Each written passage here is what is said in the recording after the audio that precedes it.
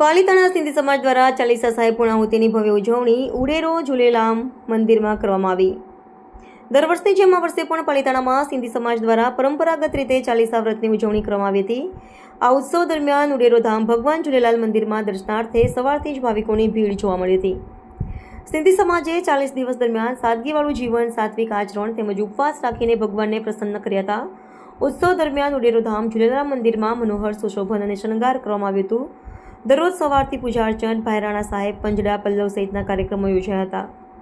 વ્રત ધારકો 40 દિવસના કઠોર વ્રત પૂરા કરી ભગવાન ઝૂલેલાલની પૂજા અર્ચના કરી શોભાયાત્રાના રૂપે શેત્રુંજી ડેમ પર પધરામણી કરી ઉડેરો ધામ ઝૂલેલાલ મંદિરમાં રાત્રે લંગર પ્રસાદનું પણ આયોજન કરવામાં આવ્યું હતું, જ્યાં પ્રસાદ ગ્રહણ કરી ઉપવાસ પૂર્ણ કર્યા હતા, જેમાં સિંધી સમાજના મુખીશ્રીઓ, પૂજારીઓ, સેવાદારીઓ, ભાઈઓ વિશાળ સંખ્યામાં જોડાયા હતા।